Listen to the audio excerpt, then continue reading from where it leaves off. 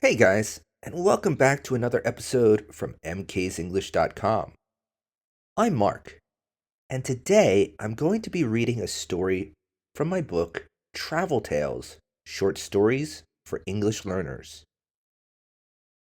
This story is called The Lost Passport.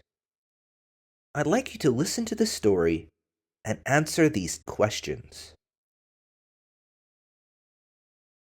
If you're listening to this instead of watching the video on YouTube, perhaps you should write these questions down. And of course, you can listen to the story as many times as you want. Number 1. Where was Emma traveling to? And why was she excited about the trip?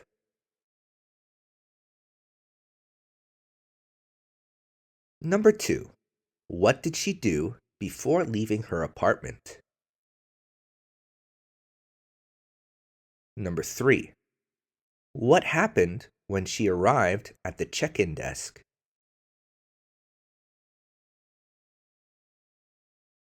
Number 4. What place did Emma suddenly remember while searching for her passport? Number 5. Who helped her find it? Number 6. What problem did she have at the security check?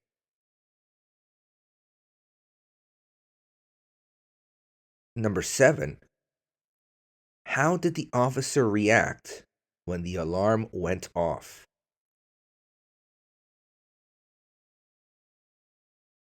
And lastly, number 8. What lesson did Emma learn from the experience? Are you ready? All right, here we go. The Lost Passport. Emma had always dreamed of visiting Italy. She studied pictures of Rome online, imagined herself sitting by the Colosseum with a cappuccino, and even practiced a few Italian phrases in front of the mirror. After saving for nearly a year, she finally bought her ticket. On the morning of her flight, Emma woke up before sunrise. The sky outside her apartment was still dark, and the streets were quiet. She checked her phone twice. Her taxi was coming in 10 minutes. While she waited, she made a final list: passport, phone, wallet, boarding pass, charger. She smiled, proud of her organization. Everything seemed perfect. The taxi arrived right on time. The driver helped her with her suitcase, and they drove through the quiet city streets towards the airport. Emma watched the lights flash by and imagined her first day in Rome, visiting museums, tasting gelato, maybe meeting new friends. When she arrived at the airport, she felt that familiar mix of excitement and nervousness. She took a deep breath and walked confidently towards the check-in desk. She reached into her bag to take out her passport and froze. It wasn't there. Her hands began to shake.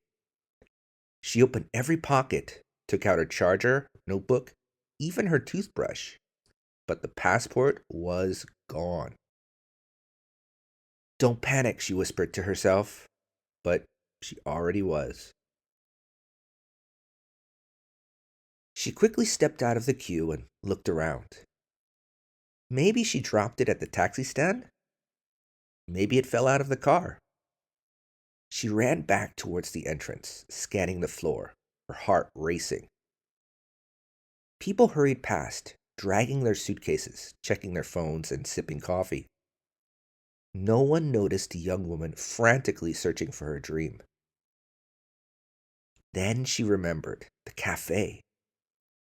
She had bought a sandwich and a bottle of water before walking to check in. Maybe she left it on the counter. She rushed to the cafe, nearly bumping into a man in a business suit. Sorry, she called, out of breath. The smell of coffee and fresh bread filled the air. She looked at the counter. No passport. Her heart sank. Looking for this? A voice said. Emma turned. The barista behind the counter was holding up a small blue booklet. Her passport! Oh my God, yes, that's mine, she gasped. Thank you so much. The barista smiled. You left it right here. Don't worry, it happens more often than you think. Emma laughed weakly and clutched the passport to her chest. You just saved my trip. Now, she had to hurry. She ran back to the check-in desk, but the queue was even longer than before. Her flight to Rome was leaving in less than an hour. She checked her watch every 30 seconds. When she finally reached the front, the airline worker frowned. Miss, you're a little late. Please go straight to the security check. Emma nodded and dashed towards security. Her heart was still racing.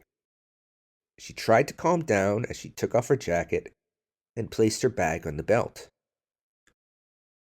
The security officer said kindly, Relax, you're almost there. Emma smiled nervously, but when her bag went through the machine, the alarm beeped loudly. Oh no, she muttered. The officer opened her bag and pulled out her phone. Next time, please take this out first, he said, with a small grin. Emma laughed. Sorry, it's my first international trip alone. A few minutes later, she reached the gate. The screen above read, Flight 547 to Rome, boarding now. She handed over her boarding pass and passport, then walked down the tunnel to the plane. As she found her seat by the window, she finally sighed in relief. Outside, the morning sun was rising, painting the clouds in gold.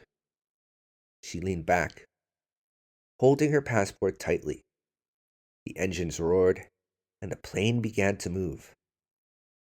As the ground disappeared below, she thought about the crazy morning and smiled. Next time, she whispered, I'll keep my passport in my hand. When the plane landed hours later, the warm Italian air touched her face as she stepped outside. She looked around the busy airport in Rome.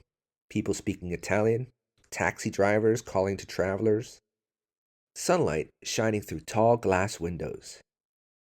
Emma took a deep breath and laughed softly. Well, she said, the adventure already started before I left home. Well, how'd you do? Don't worry, you can go back and listen to this story as many times as you want. But let's check your answers. Number 1. Where was Emma traveling to? And why was she excited about her trip? Number 2. What did she do before leaving her apartment? Number 3. What happened when she arrived at the check-in desk? Number 4.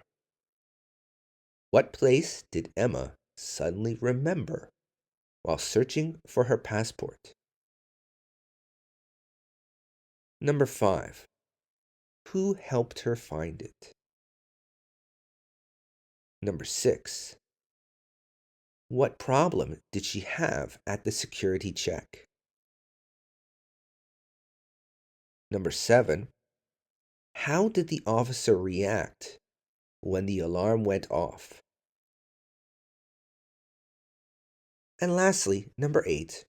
What lesson did Emma learn from the experience? Great. I'm sure you all got perfect scores, right? Well, this and all the other stories in this book are true stories that happened to me.